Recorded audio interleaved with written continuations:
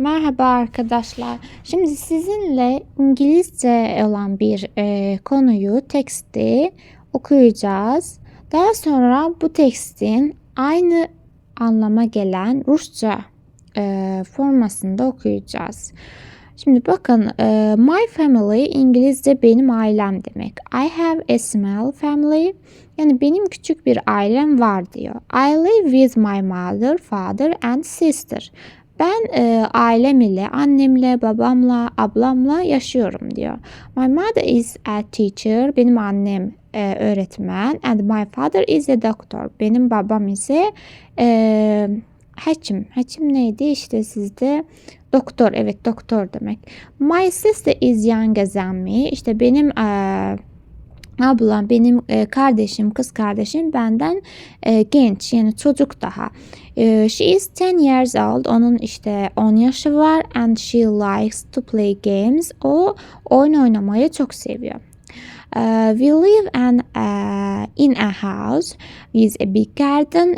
Biz evimizin büyük bahçesinde yaşıyoruz. Yani bizim evimizin büyük bir bahçesi var anlamında diyor. Hani bizim evimiz var, biz o evde yaşıyoruz ve o evin de büyük bir bahçesi var. Şimdi bu kelime bizde önemli olacak Rusça'ya çeviren zaman. On weekends, hafta sonları, we visit my grandparents. Biz ziyaret ediyoruz. Büyük annemi, büyük babamı işte onlar ziyaret ediyorlar. I love my family because they are very kind and always help me. Şimdi ben seviyorum ailemi çünkü onlar çok mehriban, yani çok dost canlı insanlar ve onlar bana hep yardım ediyor diyor. Şimdi bu metnin Rusçasına bakacağız. Rusçasında şöyle bir şeydi. Diğerinde my family dedik. İşte İngilizce bir teksti Rusça yapacağız. Yani Rusça çevireceğiz. Bakacağız. Bunda biraz küçük görünüyor aslında. Nasıl küçük görünüyor biliyor musunuz? Sanki diğer metin daha iri görünüyor yazılardan dolayı. Burada benim hazırladığım onun Rusça çevirisi ise daha küçük görünüyor ve daha anlaşılır.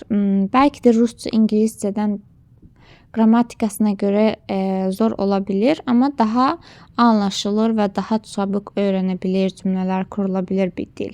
Şimdi burada moya semya diyor. Benim ailem. Мне маленькая семья. Diğerinde dediğimiz gibi aynı anlama geliyor. Yani benim küçük bir ailem var. Я живу с мамой, папой и сестрой.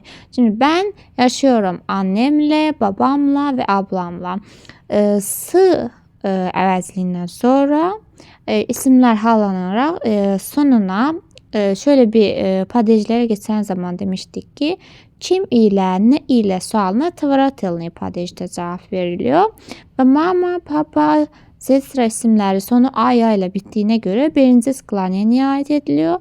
Birinci sklaniyada tvaratilni padeje artırılan şekilçiler oy, ey, yoy kimi şəkilçilər olur və buna görə də burada bu şəkildə yazmışıq.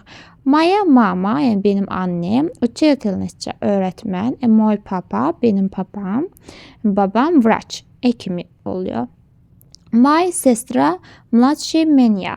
Yani benim kardeşim, kız kardeşim benden küçük. Ей 10 лет. Onun 10 yaşı var.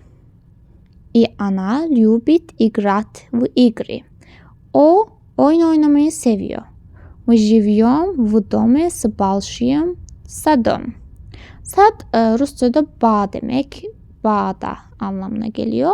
İşte bizim evimizin anlama geliyor. Biz yaşıyoruz. Evimizin büyük bahçesi var. Yaşadığımız evin.